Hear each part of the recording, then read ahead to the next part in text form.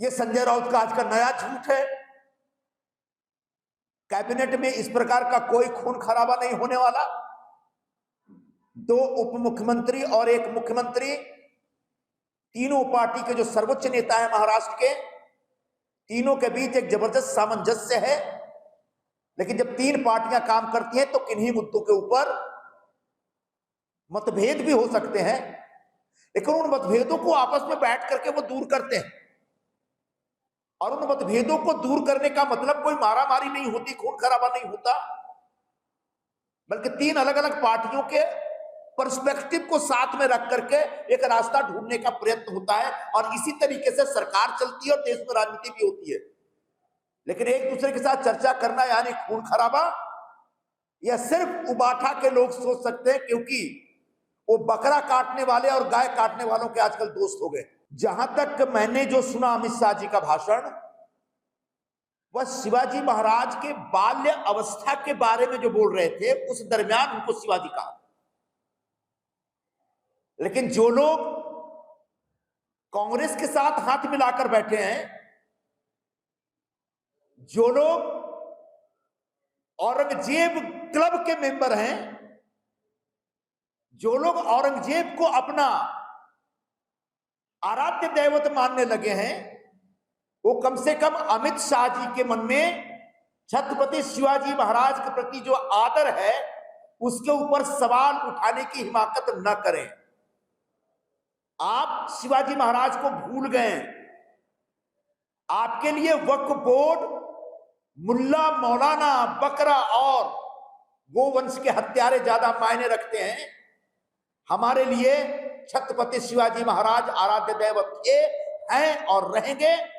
और यही वजह है कि उनकी पुण्यतिथि के मौके पर खास दिल्ली से चल करके हमारे गृह मंत्री आए थे। औरंगजेब की कब्र महाराष्ट्र के लोगों की आंखों में कांटे की तरह चुभ रहा है। अगर उबाठा वालों को इस कब्र से इतनी ऐतराज है, उनको भी लगता है कि कब्र गलत है, तो खुल करके बोले कि भारतीय जनता पार्टी, शिवसेना में बैठे लोग जो इस कब्र को उखाड़ने के पक्ष में है, वो हमारा समर्थन करते हैं। वरना शब्दों के खेल में अपनी जो वैचारिक द्रोह है उसको छुपाने की कोशिश न करें। जब तक ममता बनर्जी पश्चिम बंगाल के मुख्यमंत्री रहेंगे, तब तक पश्चिम बंगाल का हिंदू सुरक्षित नहीं रहेगा। अगर आप चाहते हैं कि मुर्शिदाबाद जैसी घटनाएं आइंदा न हो और मुर्शिदाबाद के हिंदू पलायन न करें, पश्चिम बंगाल के हिंदू सुरक्षित रहें, तो एकमेव उपाय है कि ममता बनर्जी की सत्ता उखाड़ कर फेंकनी चाहिए।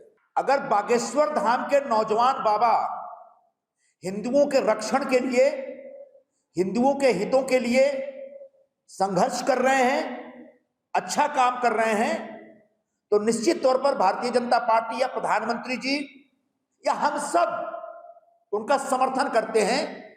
ऐसे नौजवान बाबा को पलकों पर बैठाकर चलना चाहिए, जो पूरे हिंदुस्तान में हिंदू समाज के हितों की रक्षा करने के लिए संघर्ष कर रहे हैं। जब मनसे वाले मराठी भाषा बोलने की आग्रह को लेके, जिद को लेके, जब यहां के गैर मराठी भाषियों पर हमला कर रहे थे, और तब किसी बैंक ऑफिसर को या किसी शॉपिंग मॉल में काम करने वाले कर्मचारी को या किसी वॉचमैन को जब मार रहे थे, तब मैंने कहा था कि बिल्कुल महाराष्ट्र में मराठी भाषा बोलने का आग्रह होना चाहिए। तमाम कामकाज में मराठी भाषा को प्राधान्य मिलनी चाहिए, प्राथमिकता मिलनी चाहिए। लेकिन इसके लिए मारामारी करना कोई पर्याय नहीं है, कोई सॉल्यूशन नहीं हो सकता। तब मैंने मनसे वालों को कहा था कि अगर इतना आपके मन में आग्रह है कि सभी लोग मराठी बोले, तो आप मराठी भाषा सिखलाने के कोचिंग सेंटर शुरू करिए। मुझे लगता है मेरे बयान से मनसे ने तो कुछ प्रेरणा नहीं ली, उबाठा वालों को थोड़ी प्रेरणा मिल गई है। मैं उम्मीद करता हूं कि मनसे वाले जो उत्तर भारतीय और गैर मराठी भाषियों पर हमले करते हैं, उनकी निंदा और निषेध करने में भी थोड़ा उबाठा वाले आगे आए। कल अमित शाह जी आए थे महाराष्ट्र के दौरे पर, रायगढ़ गए थे। वहां छत्रपति शिवाजी महाराज की पुण्यतिथि के अवसर पर एक भव्य कार्यक्रम था। उस कार्यक्रम में मुख्य अतिथि के तौर पर थे। उसी रायगढ़ जिले में वहीं पर उस लोकसभा क्षेत्र के सांसद, राष्ट्रवादी कांग्रेस के प्रदेशाध्यक्ष श्री सुनील तटकरे जी का निवास स्थान है, इसलिए वहां वो स्नेह भोजन करने गए थे। एक बहुत अच्छी परंपरा है। भारतीय जनता पार्टी के वरिष्ठ नेता अगर अपने सहयोगी नेताओं के घर पर समय निकालकर भोजन करने जाते हैं तो इससे निश्चित तौर पर सहयोगी दलों के बीच एक और प्रगाढ़ रिश्ता बनेगा। लेकिन उस स्नेह भोजन के बहाने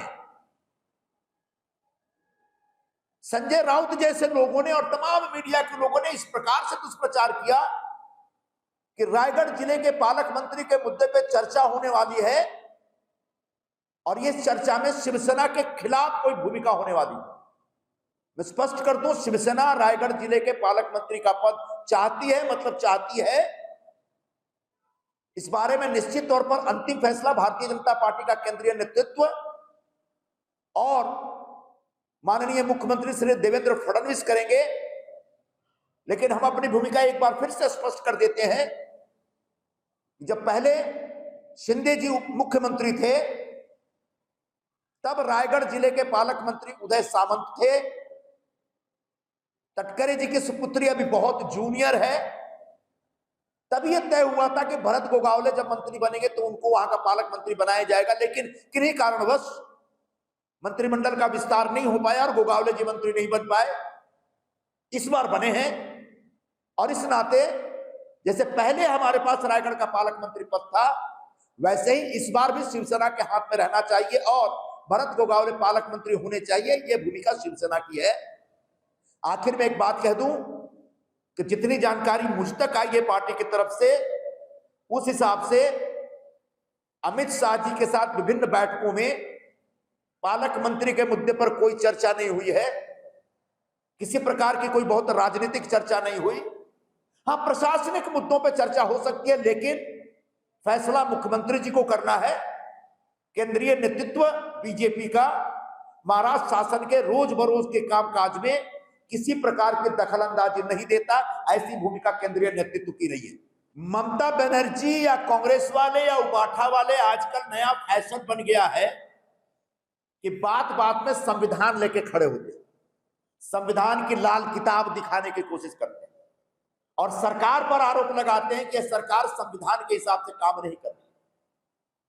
आज भारत के संविधान में जो व्यवस्था है, उस व्यवस्था के हिसाब से संसद के पास कानून बनाने का सर्वोच्च अधिकार है और जब संसद के दोनों सदनों में कोई कानून बन जाता है और राष्ट्रपति महोदया उसके ऊपर मंजूरी दे देती है, तो संविधान ये कहता है कि राज्य सरकारों की जिम्मेदारी है कि वो कानून को लागू करे। तो ममता बनर्जी अगर संविधान का पालन करती हैं, संविधान के प्रावधानों का पालन करती हैं, तब ये कहना कि वक्फ कानूनों को वो लागू नहीं करेगी संविधान का उल्लंघन करने वाली बात होगी। वो साफ साफ कहें कि परम पूज्य बाबा साहब अंबेडकर ने जो संविधान बनाया था, उस संविधान में उनकी आस्था है कि नहीं। अगर उस संविधान में उनकी आस्था है तो चंद मुस्लिम वोटों के लिए संसद द्वारा पारित कानून को नहीं लागू करने की बात वो कतई नहीं कर सकती हैं। लेकिन चूंकि अगले वर्ष पश्चिम बंगाल का चुनाव है और चुनाव की वजह से उनके ऊपर जो मुस्लिम लोगों का जबरदस्त दबाव है, बल्कि कल के प्रदर्शन में किसी मुस्लिम को बोलते मैंने सुना कि आज ममता बनर्जी की जो हैसियत है वह मुसलमानों की वजह से है। तो अगर इतनी एकदम से ममता बनर्जी कमजोर हो गई है, निरीह हो गई है कि मुस्लिम वोटों के लिए वो भारत के संविधान के धज्जियां उड़ाना चाहती हैं, तो साफ साफ स्पष्ट करें और पूरे देश को बताएं कि उनको संविधान में भरोसा नहीं।